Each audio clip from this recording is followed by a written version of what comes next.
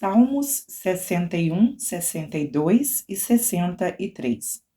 Esses três salmos, eles foram escritos quando Davi estava fugindo por ocasião daquela rebelião do seu filho Absalão. Davi, para evitar uma guerra, ele preferiu fugir.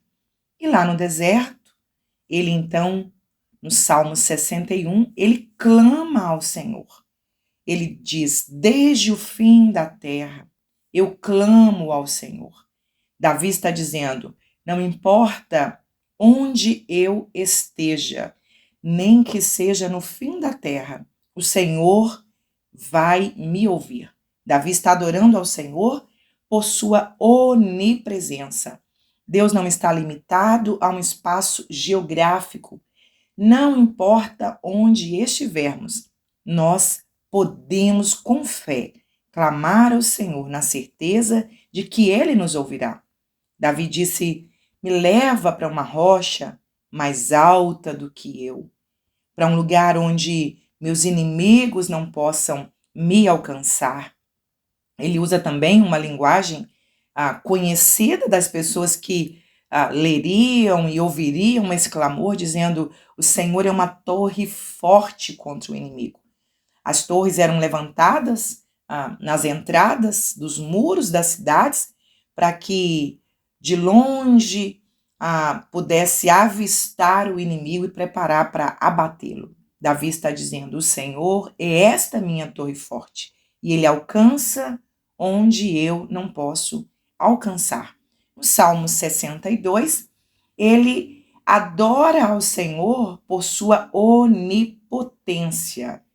Ele exalta a Deus, convidando a sua alma a confiar. Verso 2: somente o Senhor é a minha rocha e é a minha salvação. De novo ele diz no verso 6, somente Ele é a minha rocha e a minha salvação. Então eu não serei abalado. Davi está adorando ao Senhor aqui e convidando os povos. Verso de número 8, confiem nele em todos os tempos. Confiem no Senhor. Depois ele diz, verso de número 10, não confiem nas riquezas, não coloque o coração de vocês nisso. Davi está perguntando assim, vocês estão confiados em quê? No poder de vocês? No poder das armas de vocês? No poder da riqueza que vocês têm? Olha, eu vou repetir para vocês. Eu confio no Senhor porque o poder pertence a Deus. Ou seja, não importa a quantidade de armas, o tamanho do exército inimigo, o poder pertence a Deus. Então, Davi está dizendo, ele é maior, ele é todo poderoso. E no Salmo 63, ele expressa no deserto, longe de casa, o quanto a alma dele anseia, almeja, deseja estar na presença do Senhor e contemplar a sua glória. Davi aqui diz o quanto é maravilhoso buscar ao Senhor na madrugada. A madrugada é um momento onde devemos clamar ao Senhor. É na madrugada que Jesus orou, foi nas madrugadas que Abraão também clamou ao Senhor, tanto o Novo Testamento como o Antigo Testamento. Nós temos referências bíblicas que nos mostram o valor da oração de madrugada. Nós temos visto em nossos dias um grande avivamento na Coreia do Sul, quando a Igreja do Senhor começou a clamar pela madrugada. A oração da madrugada na Coreia do Sul transformou aquela nação em uma nação pobre como uma das maiores potências econômicas do mundo. Orar de madrugada é uma arma potente, porque é um sacrifício. Saímos do aconchego da cama e vamos ali propositalmente clamar ao Senhor. E ele diz que, verso de número 8, a mão direita de Deus me sustenta. Mão direita nas Escrituras representa o poder da justiça de Deus. Então aqui ele está dizendo assim: eu sei que enquanto eu estiver clamando, quem está me sustentando é a mão poderosa de Deus. Salmos 64 e 65. No Salmo 64, a oração de Davi é contra inimigos que estavam conspirando contra a vida dele. Até o versículo de número 6, Davi ora, lamenta e fala para Deus como é que estas pessoas planejaram entre si difamar Davi. Quando nós lemos a história de Davi, antes que ele assuma o trono, depois que ele assumiu, nós percebemos o quanto Davi sofreu com difamação. As pessoas diziam que ele havia usurpado o trono, que ele estava querendo matar Saul, e isso não era verdade. Uma das principais dores da nossa alma é a difamação. É quando alguém levanta um falso contra nós, falam mentiras sobre nós. Jesus, no Sermão da Montanha, no capítulo 5 do Evangelho de Mateus, Jesus avisou que as pessoas também fariam isso conosco. Nós seríamos caluniados, difamados por causa de Jesus. Mas Davi aqui está nos ensinando a nos posicionar diante do Senhor. Senhor, estão falando mentira ao nosso respeito. A igreja hoje tem vivido muitas afrontas desse progressismo moral. As pessoas estão atacando a igreja, atacando os valores da igreja, chamando a igreja de fascista e chamando a igreja de terrorista, associando a igreja como a causa dos males dessa geração, quando, na verdade, a igreja trabalha exatamente para levantar a moralidade dessa geração corrompida e perversa. Então, Davi, a partir do verso de número 7, ele lista o que é que Deus vai fazer com essas pessoas. Às vezes nós ficamos indignados vendo pessoas afrontando o reino de Deus, pessoas debochando das coisas sagradas, mas o texto é claro. Deus vai agir, vai tratar com essas pessoas e, no fim, elas temerão quando elas verem os feitos do Senhor. O justo vai se alegrar no Senhor, o justo vai confiar, entendendo que vale a pena sofrer pela causa do Senhor. No Salmo 65, é um salmo de gratidão, é um louvor de gratidão pela colheita, e aqui Davi expressa a sua gratidão de poder fazer parte desse grupo de pessoas escolhidas por Deus, que nessa época aqui eram as únicas pessoas que tinham acesso ao átrio de Deus, ao santuário de Deus. Verso de número 4, ele diz: bem-aventurado, feliz aquela pessoa que o Senhor escolheu para que pudesse habitar nos teus atos. Em outras palavras, ele está dizendo assim: é um privilégio poder entrar na casa de Deus e adorá-lo e render graças ao Senhor. O salmista adora ao Senhor, dizendo: o Senhor, verso de número 9, é o Senhor que visita a terra, é o Senhor que manda a chuva e prepara a terra para que a semente possa brotar. Ele está agradecendo a Deus e atribuindo toda a colheita, toda a prosperidade ao Senhor. Esse deve ser o nosso louvor. Agradecer ao Senhor pelo pão de cada dia, pela prosperidade, pela terra fértil, pela chuva, porque é o Senhor que manda a chuva e faz a terra brotar para sustentar os seus filhos. Salmos 66 e 67. O Salmo 66 é um salmo anônimo e o salmista ele está convidando o povo a adorar a Deus e lembrar dos seus feitos. Aqui ele cita quando Deus converteu o mar em terra seca, fez o povo passar pelo meio do mar a pés enxutos, e ele diz: vamos adorar o Senhor por suas obras, vamos agradecer, verso de número 16, e vamos contar o que o Senhor tem feito. Quando nós somos gratos ao Senhor pelos feitos que Ele tem nos feito, nós devemos testemunhar. Testemunhar é a melhor expressão de gratidão. Às vezes nós pedimos oração, compartilhamos nossas dores e depois esquecemos de compartilhar as nossas vitórias. Esse salmo aqui, ele foi escrito depois de uma grande vitória numa batalha. E nós precisamos contar para as pessoas nas nossas redes sociais, em reuniões de família.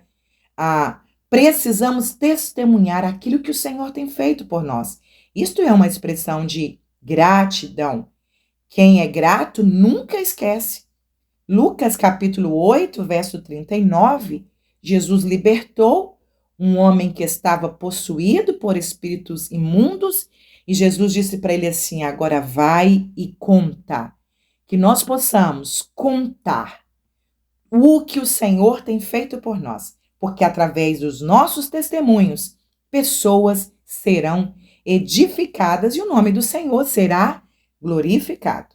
No Salmo 67, o salmista se inspira na bênção sacerdotal de Moisés e Arão para o povo em Números capítulo 6, verso de número 22. Que o Senhor tenha misericórdia de nós. Que o Senhor nos abençoe e faça resplandecer o seu rosto sobre nós.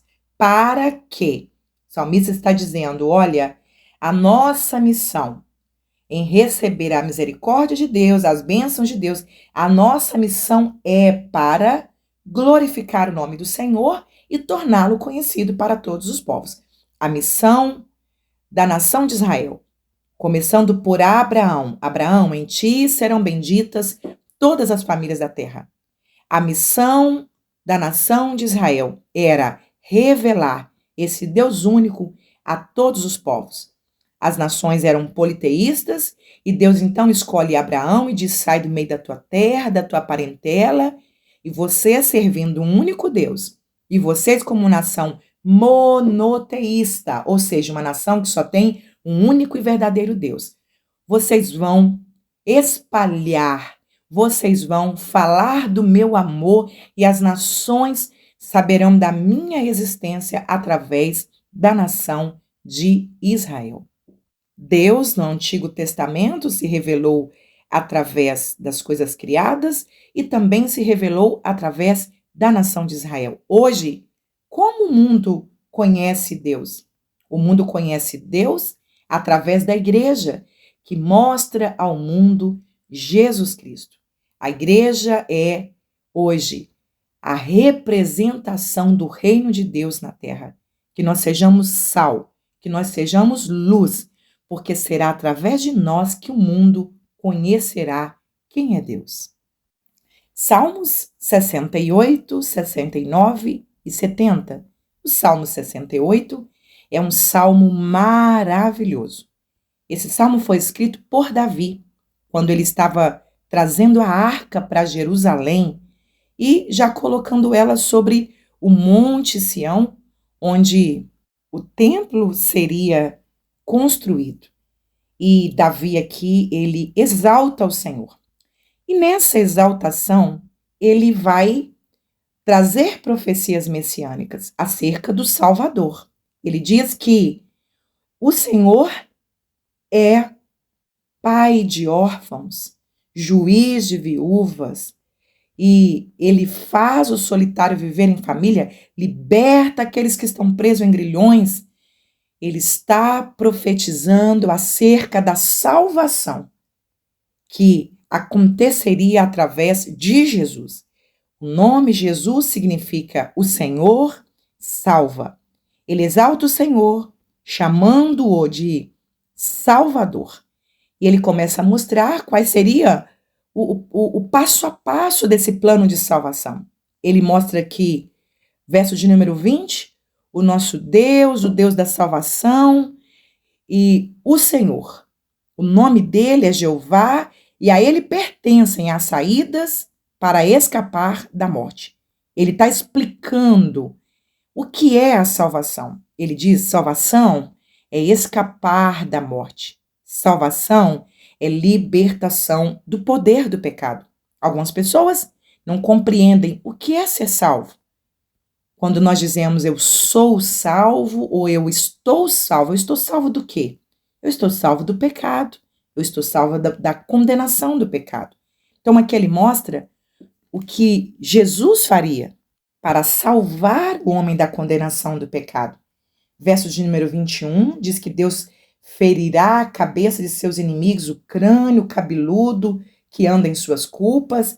É uma metáfora aqui ao Monte Calvário, ao Monte Caveira, onde a cruz seria colocada.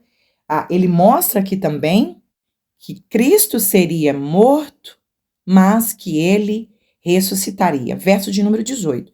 Tu subiste ao alto, levaste cativo o cativeiro, recebeste dons para os homens, para os rebeldes, para que o Senhor Deus habitasse entre eles. Então, com a morte de Jesus, com a sua ressurreição e sua subida ao céu, o Espírito Santo passa a habitar entre nós, dentro de nós, no meio de nós. No Salmo 69, Davi continua adorando a Deus e fazendo aqui também alusão ao sofrimento do Messias. Verso de número 4, aqueles que me aborrecem sem causa. Ele está aqui profetizando o Evangelho de João 15, 25, quando Jesus disse que ele foi odiado porque me odiaram sem causa, não teve motivo para que Jesus fosse tão odiado. E Davi aqui está orando, lamentando a perseguição que ele sofre por causa do nome do Senhor e também profetizando o sofrimento de Jesus e o sofrimento daqueles que sofreriam por causa de Jesus. Evangelho de João, capítulo 17, Jesus disse que assim como ele sofreu, como ele foi perseguido, nós, os seus seguidores, também seremos perseguidos. Então nós devemos nos alegrar. Temos sofrido muitas perseguições por causa de Jesus. Isto é um privilégio. Verso de número 9, há também um texto profético falando do zelo do Messias pela casa do Senhor. Quando Jesus, no Evangelho de João, capítulo 2, ele expulsa os cambistas que estavam fazendo da casa de Deus um lugar de comércio, e ele diz, olha, essa casa seria chamada casa de oração. Ele termina esse salmo falando da recompensa daqueles que sofrem por amor ao Senhor. E também isso está lá no Evangelho de Mateus, no capítulo 5, nas bem-aventuranças, ele diz, os mansos verão isto, se agradarão, o vosso coração viverá, pois que buscais a Deus. Aqueles que buscam, aqueles que sofrem pelo Senhor, serão recompensados. E o Salmo 70, ele é um salmo que lembra o Salmo 40. É aquele clamor que nós fazemos em ocasiões de urgência. Há orações que nós oramos, clamamos e esperamos com paciência porque Deus pode responder a longo prazo. Mas há situações, por exemplo, de um risco de vida, um ente querido internado numa UTI, uma situação no meio de um caos, de uma tempestade. Aqui nós oramos assim, apressa-te, ó Deus. Senhor, eu preciso de um socorro agora. Eu estou aflito e necessitado, mas eu creio que o Senhor é o meu auxílio e o meu libertador, e é nisto que eu vou confiar.